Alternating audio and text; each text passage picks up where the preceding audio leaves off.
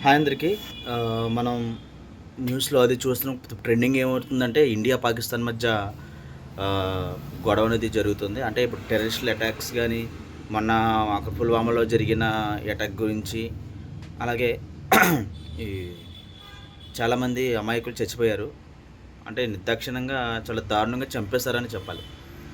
అంటే ఒకటి, మనం ఫస్ట్ నుంచి కూడా మనం చాలా తప్పు చేసాం. అంటే ఏంటంటే ఆహ్, ఎక్కువ శాంతంగా ఉండి, వాళ్ళు మన మీద ఎంత దాడి చేసినా, మనల్ని ఎంత కించపరిచినా, ఏం చేసినా కూడా మనం మానవత్వం అనేది మనలో ఎక్కువైపోయింది. సో, అది ఆళ్ళకి అలుసైపోయి మన భారతదేశం మీద ఏదో కక్ష సాధింపులాగా కాశ్మీర్ కోసం మనల్ని ఇప్పటిదాకా పీడించుకొని తింటున్నారు వాళ్ళు. ఆ కాశ్మీర్ వాళ్ళకి ఇచ్చేయాలని, అది పాకిస్తాన్‌లోదని, అది ఇండియాకి చెందడానికి వీల్లేదని చెప్పేసి వాళ్ళు ఇష్టాసారంగా మన మీద దాడులు చేయడం, చాలామంది అమాయకుల్ని చంపేయడం, ఇట్లా జరుగుతున్నాయన్నమాట.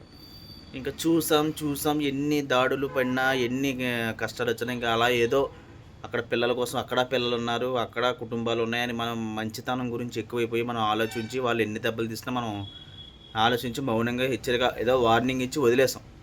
కానీ వాళ్ళు ఇంకా, ఇంకా రెచ్చిపోయి ఇంకా భారతదేశం అంటే ఈళ్ళకి ఇంకా మనం ఏం చేసినా వీళ్ళు మనల్ని ఏం చేయలేరని ఒక ఒక అహంకారం, ఒక పొగరు వాళ్ళలో పెరిగిపోయి మన మీద మళ్ళీ దాడి చేశారు. ఇంకా ఎంతసేపు మనకు కూడా సహనం, ఓర్పు అనేది కొంతవరకు ఉంటాయి కదా! సో, ఖచ్చితంగా నరేంద్ర మోడీ గారు ఒక మంచి నిర్ణయం తీసుకున్నారు. ఏది ఏమైనా సరే ఈసారి పాకిస్తాన్‌ని వదిలిపెట్టేది లేదు. ఎలా అయినా సరే దెబ్బ మీద దెబ్బ తీయాల్సిందేనని చెప్పి ఆయన డిసైడ్ అయిపోయారు. అందుకే మనకు సింధు జలాలు అక్కడ ఆపేశారు. మన ఇండియా నుంచి ఎళ్ళే డ్యామ్ ఏదైతే ఉందో సింధు డ్యామ్ అనేది అక్కడ ఆ బార్డర్‌లో అక్కడి నుంచి అది దాన్ని ఆఫ్ చేస్తారు. సో, అక్కడ నీళ్ళు దొరికే అవకాశం లేదు. కాకపోతే మళ్ళీ వచ్చిన న్యూస్ ఏంటంటే మళ్ళీ ఆళ్ళు ఆ సింధు నదిపై వాళ్ళకి హక్కుంది. ఆ వాటర్ ఆళ్ళకి కావాలి. దాని మీద మాకు రైట్ ఉంది. అది మేము మా జీవనాధారం అది. మేము ఇక్కడ ఫార్మింగ్ అది ఇది చేసుకుంటున్నాం. ఇలా కొన్ని చెప్పారనమాట. వాళ్ళ ప్రధాని ఉంటాడు కదా! వాడు మాట్లాడుతున్నాడు. సో, ఒకటి ఇలాంటి టైంలో కూడా మనం చాలా స్ట్రిక్ట్‌గా ఉండడమే మంచిది. ఎందుకంటే దయాదాక్షిణ్యాలనేవి చూపించకూడదు వాళ్ళ మీద. చూపిస్తే ఇట్లానే వాళ్ళు ఇష్టం వచ్చినట్టు బిహేవ్ చేసి మనల్ని చాలా దారుణంగా దెబ్బతీసే అవకాశం ఉందన్నమాట. నా ఒపీనియన్ ఏంటంటే ఎట్టి పరిస్థితుల్లోనూ కూడా పాకిస్తాన్‌ని వదిలిపెట్టకూడదు. ఈసారి ఇంకా దయాదాక్షిణ్యాలనేవి చూపించకూడదు వాళ్ళ మీద. ఎందుకంటే ఇంకా వాళ్ళు చాలా హద్దులు దాటి ప్రవర్తించారని చెప్పాలి మన మీద. అంటే ఇంకా మన మీద ఒక రకమైన కక్షపూరంగా ఉన్నప్పుడు దాన్ని మనం ఎంత కంట్రోల్ చేద్దామని అవ్వదు. సో, ఖచ్చితంగా శిక్ష పడాలి. మొత్తం దేశం సర్వనాశనం అయిపోవాలి. నేనైతే అదే కోరుకుంటా. ఖచ్చితంగా అసలు ఎట్టి పరిస్థితిలోనూ తగ్గకూడదు. సో, ఈసారి ఖచ్చితంగా మోడీ గారు ఎవరిని వదిలిపెట్టకుండా మొత్తం అవసరమైతే ఆ కంట్రీ మీద మిసైల్స్ ఏసేయాలి. నేనైతే అదే కోరుకుంటున్నా.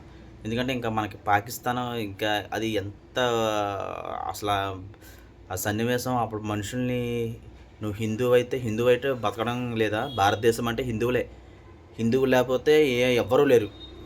మనకుండే సాంప్రదాయాలు గానీ, మనకుండే ఇది గానీ చాలామంది ఇష్టపడతారు మన సాంప్రదాయాల్ని. అట్లాంటిది హిందువుల్ని తక్కువ చూడడం, వాళ్ళని తక్కువ చేసి మాట్లాడడం, ఏ దేశం ఎవడి సొత్తు కాదు కదా! భారతదేశం అంటే ఏకైక దేశం భారతదేశంలోనే అన్ని మతాల వారు చక్కగా ఉండేది. మిగతా దేశాల్లో ఎవరు అట్లా ఉండరు. ఎక్కడ చూసినా ఇస్లాం కంట్రీ వాళ్ళు ఉంటారు, లేదా వేరే వాళ్ళైతే క్రిస్టియన్స్ ఉంటారు గానీ, మొత్తం అందరు మతస్థులు కలిపి ఉండి ఒక కుటుంబంలా ఉండేది భారతదేశంలో మాత్రమే. సో, అలాంటి దేశానికి ద్రోహం చేసేవాళ్ళు ఎవరైనా సరే ఆళ్ళు బ్రతకడానికి వీల్లేదు. మన దేశంలో కూడా చాలామంది అక్రమంగా పాకిస్తాన్ నుంచి వచ్చి బతికిన వాళ్ళున్నారు. చూస్తున్నాంగా టీవీలో వేలకు వేల మంది బయటకొస్తున్నారు. బ్రాందని ఉన్న పలంగా కంట్రీ వదిలేసి వెళ్ళిపోమని, దేశం దాటిపెట్టి వెళ్ళిపోండి మీరు అర్జెంట్‌గా. ఏదైనా సరే ఇక్కడ ఉండే హక్కు మీకు లేదని చెప్పేసి నిర్మొహమాటంగా ఎవరికాళ్ళకి మొత్తం అందరికీ ఇన్‌స్ట్రక్షన్స్ ఇచ్చేసారు. ఆ పోలీసులు కూడా ఎక్కడ పడితే అక్కడ ఎవరు దొరికితే ఆళ్ళందరినీ పట్టుకొని వాళ్ళందరినీ వాళ్ళ దేశానికి పంపించే పనిలోనే ఉన్నారు. సో, ఇలాంటి వాళ్ళు వల్లే మనకి దేశానికి ఉండే పరువు అనేది పోతుంది. మనలో కూడా అతి మంచితనం ఎక్కువైపోవడం వల్లే మనం అందరికీ లోకువైపోతాం. సో, ఈ 2 మనకు దేశానికి మంచిది కాదు.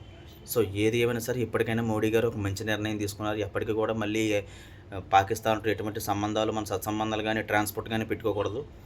మొత్తం ఉన్న పళంగా ఒక్కొక్కళ్ళని కాల్చి పడేయాలనమాట. కుక్కని కాల్చినట్టు కాల్చి పడేయాలి ఒక్కొక్కరిని.